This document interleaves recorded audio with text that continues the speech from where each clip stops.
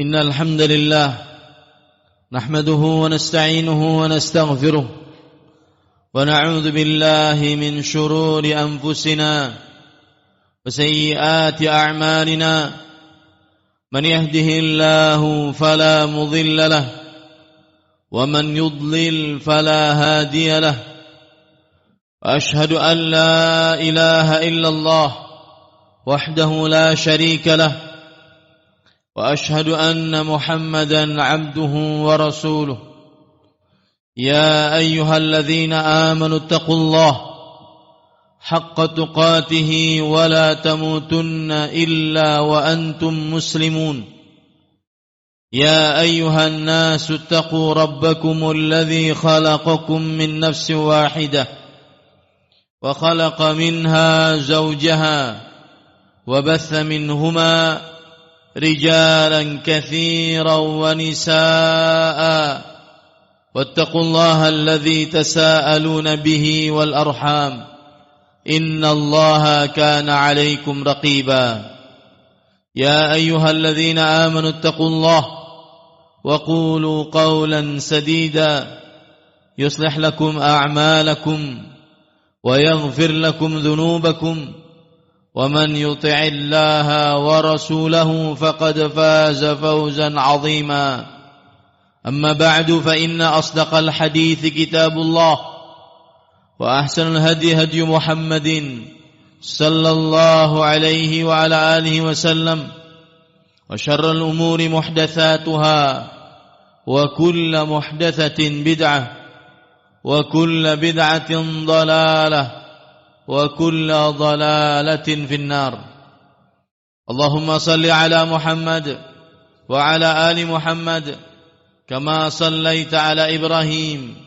وعلى آل إبراهيم إنك حميد مجيد وبارك على محمد وعلى آل محمد كما باركت على إبراهيم وعلى آل إبراهيم إنك حميد مجيد أيها المسلمون أحبتي في الله عافاني الله وإياكم اتقوا الله تعالى في السر والعلن اتقوه حق تقواه قال الله تعالى في القرآن الكريم يا أيها الذين آمنوا اتقوا الله حق تقاته ولا تموتن إلا وأنتم مسلمون. Wahai orang-orang yang beriman, bertakwalah kepada Allah Subhanahu wa taala dengan sebenar-benar takwa dan janganlah kalian mati kecuali dalam keadaan beragama Islam. Ahibati fillah, afanillah wa iyyakum. Kaum muslimin yang saya cintai karena Allah, semoga Allah Subhanahu wa taala selalu memberikan afiat kepada kita di dunia dan di akhirat. Rasulullah sallallahu alaihi wa alihi wasallam sudah mengabarkan sebuah kabar yang berbentuk celaan dan berbentuk keharaman yang akan terjadi di akhir zaman di tengah umatnya. Dalam hadis sahih Rasul sallallahu alaihi wasallam bersabda, "Ya'ti 'alan nasi zamanun la yubali al-mar'u ma akhadha minhu aminal halal am minal haram." Akan datang kepada manusia suatu masa seseorang tidak memperhatikan apa yang dia ambil, apakah yang halal ataukah yang haram. Ini hadis memberikan pelajaran kepada kita bahwasanya seseorang kelak di akhir zaman tidak memperdulikan lagi dari uang yang dia dapatkan apakah hasil dari yang halal atau hasil dari yang haram. Semuanya dia masukkan ke dalam kantongnya. Bahkan sebagian orang ada yang mengatakan al-halal ma kanat fil yad wal haram ma khalatil yad. Sesuatu yang halal adalah yang sudah sampai kepada tangan kita dengan cara apapun tampak sampainya. Sedangkan sesuatu yang haram adalah yang belum kita dapatkan. Ini adalah pernyataan yang sangat menyimpang dan persis seperti yang dikabarkan oleh Rasulullah sallallahu alaihi wa ala alihi wasallam.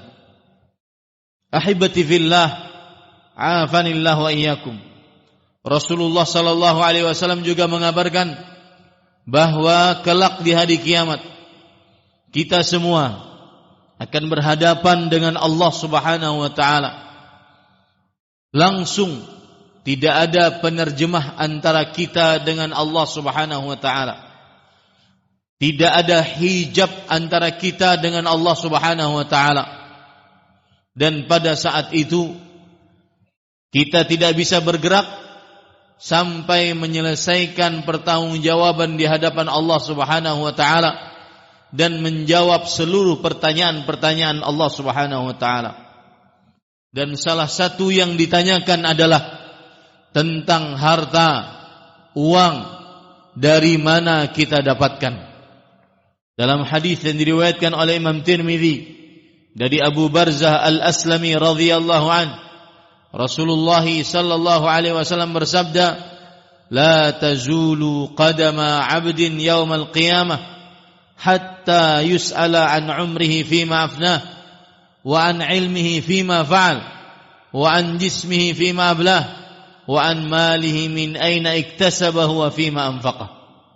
Tidak bergeser kedua telapak kaki seorang hamba pada hari kiamat sampai dia ditanya tentang umurnya dia habiskan untuk apa, tentang ilmunya dia amalkan pada apa, tentang jasmaninya dia gunakan untuk apa, tentang hartanya dia dapatkan dari mana dan dia infakkan kemana. Dua pertanyaan khusus untuk harta, dia dapatkan dari mana dan kemudian dia gunakan untuk apa. Hadis ini memberikan pelajaran kepada kita, peringatan keras agar benar-benar selektif, penuh dengan kehati-hatian, memasukkan uang ke dalam kantong kita, menerima transferan ke dalam rekening kita, membeli makanan, minuman, baik yang kita makan sendiri dan minum sendiri atau yang kita nafkahkan untuk anak istri kita. Jangan sampai mereka diberikan dengan cara yang haram dan harta yang haram. Bahaya buruk dari mencari harta dengan cara yang haram adalah harta tersebut pasti akan habis berkahnya, tidak akan berkah meskipun jumlahnya dilihat banyak, dihitung banyak. Allah Subhanahu wa taala berfirman tentang harta riba. Yang riba adalah mencari harta dengan cara yang haram. Allah berfirman, "Yamhaqullahu riba wa yurbis sadaqat."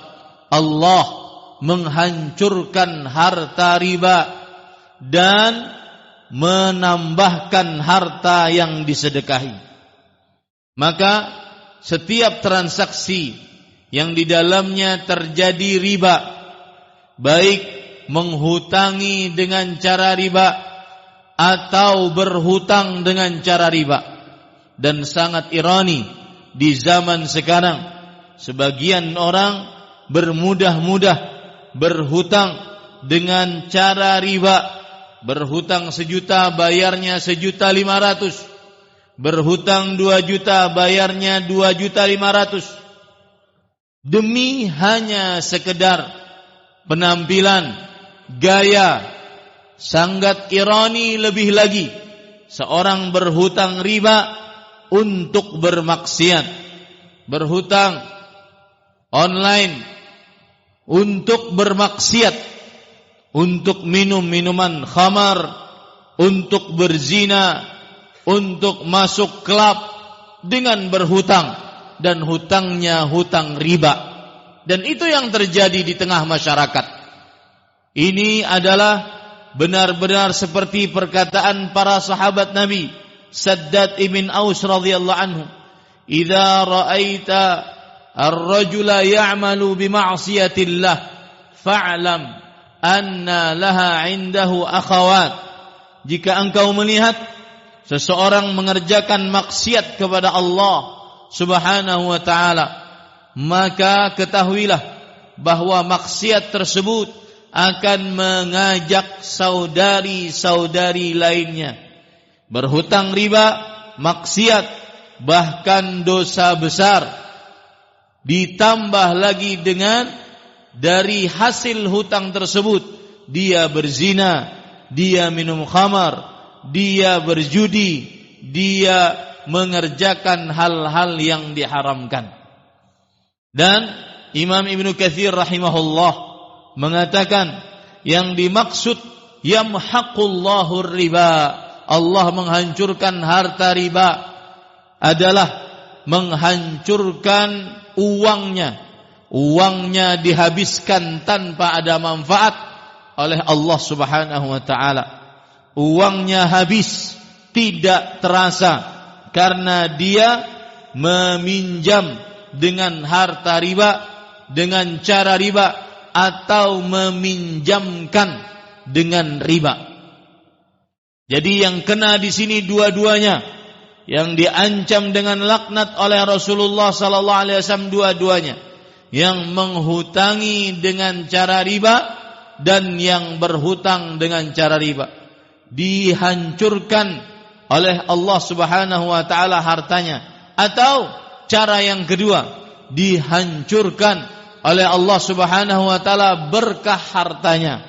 Tidak ada manfaat, yang ada adalah malah mendatangkan penyakit pada tubuh, kebakaran pada rumah, kerusakan pada alat transportasi, istri tidak taat kepada suami, anak sulit belajar, pembabal gara-gara orang tuanya memberikan harta dengan harta yang haram. Di dalam hadis yang lain, Rasulullah sallallahu alaihi wasallam menggambarkan buruknya harta jika didapat dengan cara yang haram, yaitu doanya tidak dikabulkan. Dalam hadis riwayat Imam Tirmidzi, dzakara ar-rajula yutilu safar, ada seorang yang bersafar dalam jumlah yang panjang, dan safar bepergian adalah keadaan yang sangat diharapkan untuk dikabulkan doa. Asy'atha aghbar, dia penuh dengan debu dan rambutnya lusuh, keadaan tubuhnya penuh dengan debu. Ini juga keadaan yang semestinya dikabulkan doa. Kemudian dia mengangkat kedua tangan. Dia mengangkat kedua tangan dan mengucapkan, Ya Rabb, Ya Rabb, Ya Rabb, wahai Tuhanku, wahai Tuhanku, wahai Tuhanku. Ini juga semestinya adalah adab dalam berdoa agar dikabulkan oleh Allah Subhanahu wa ta'ala. Walakin malbasuhu haram, wa mashrabuhu haram, wa ghudhiya bil haram, fa anna yustajabu lidzalik. Akan tetapi pakaiannya dibeli dengan uang yang haram, makanan minumannya dibeli dengan uang yang haram, anak-anaknya diberikan makanan yang haram, maka bagaimana doanya dapat dikabulkan? Akibat buruk dari makan harta yang haram, doa seseorang tidak dikabulkan. Doa seseorang tidak dikabulkan. Inilah para ikhwah yang dirahmati oleh Allah Subhanahu wa ta'ala. Semestinya seseorang memperhatikan bagaimana dia mencari hartanya. Dan harus kita pahami dan yakini baik-baik, harta kita tidak akan bertambah jumlahnya. Semua harta kita sudah ditakdirkan oleh Allah 50.000 tahun sebelum adanya langit dan bumi. Sekencang apapun kita mencari harta, tidak akan keluar dari batasan takdir kita.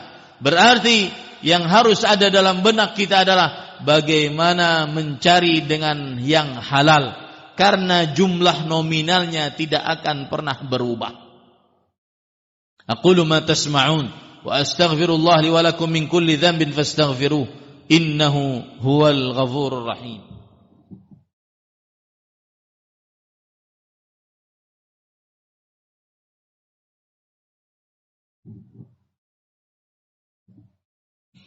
Alhamdulillahi ala ihsanih wa syukru lahu ala taufiqihi wa amtinanih wa ashhadu an la ilaha illallah wahdahu la syarika lah ta'ziman li sya'nih wa ashhadu anna Muhammadan abduhu wa rasuluh ad-da'i ila ridwanih sallallahu alaihi wa ala alihi wa ashabihi wa ikhwanih.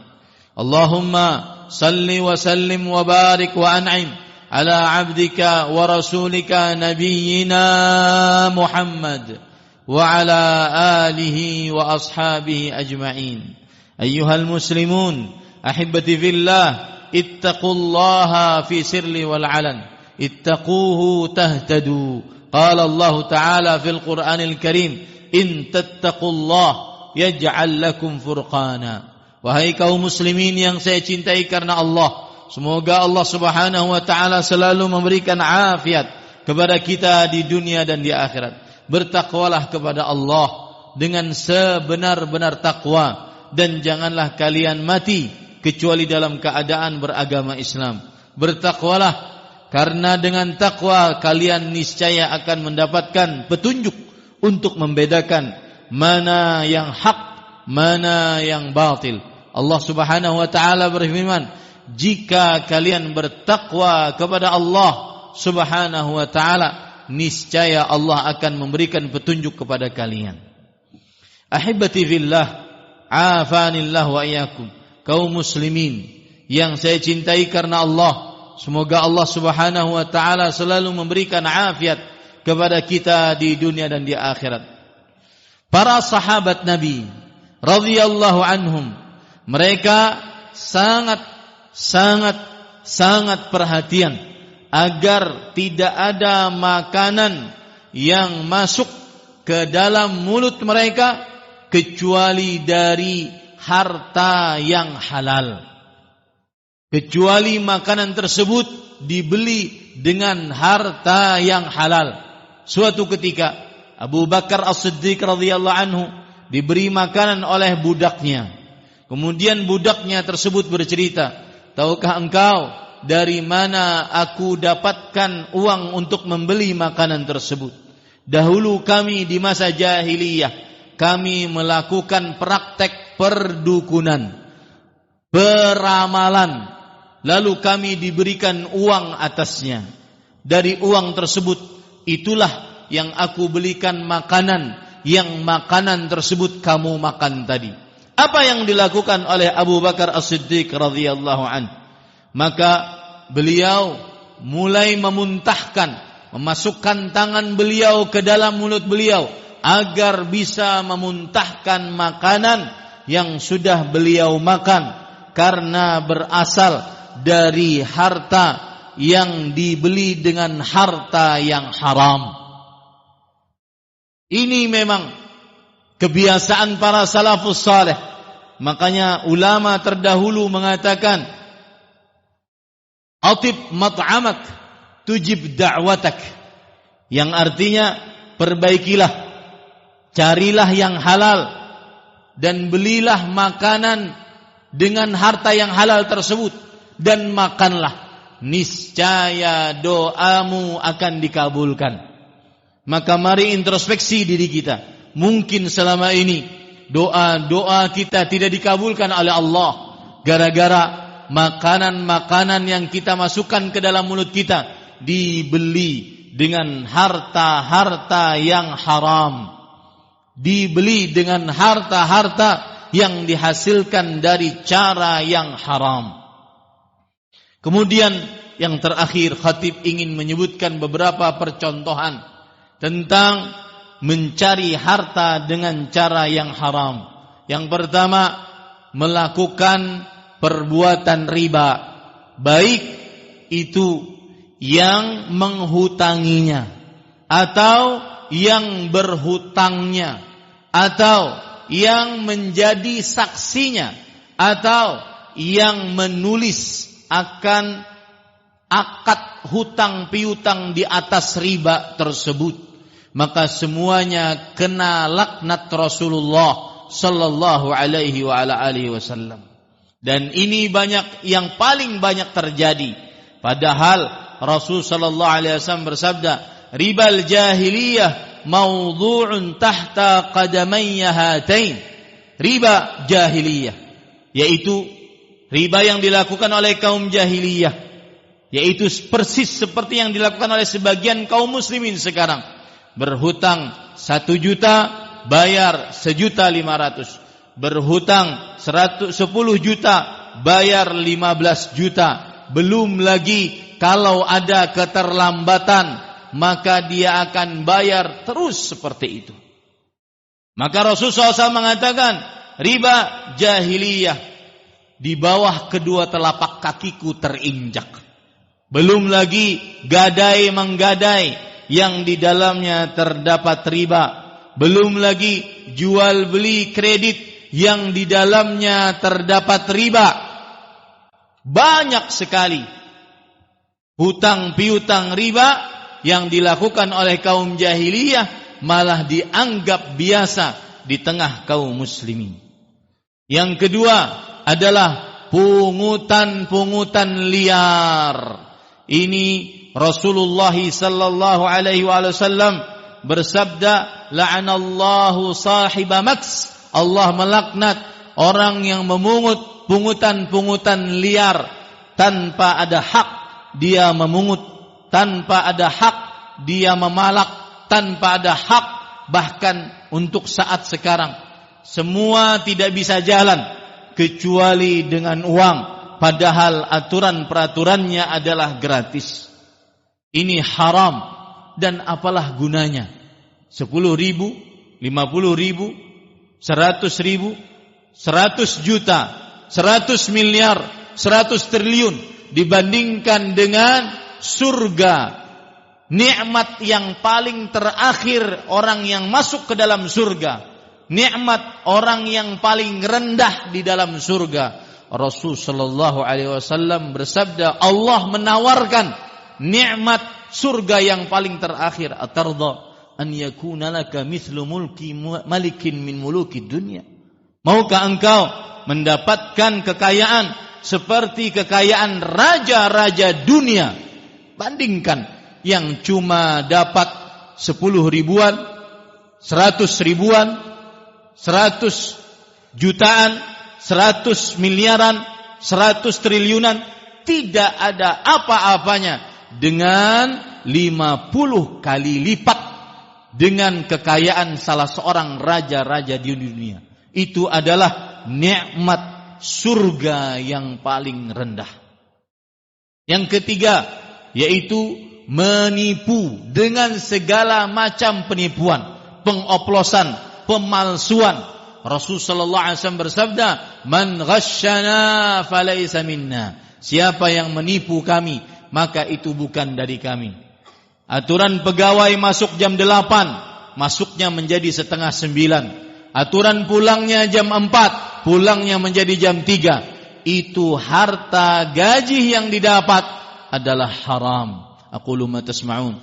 Innallaha wa malaikatahu yusalluna 'alan nabi. Ya ayyuhalladzina amanu sallu 'alaihi wa sallimu taslima. Allahumma salli wa sallim wa barik wa an'im 'ala 'abdika wa rasulika nabiyyina Muhammad wa 'ala alihi wa ashabihi ajma'in. Allahumma ighfir lil muslimina wal muslimat wal mu'minina wal mu'minat al ahya'i minhum wal amwat. Rabbana ighfir lana wa li ikhwanina alladhina sabaquna bil iman.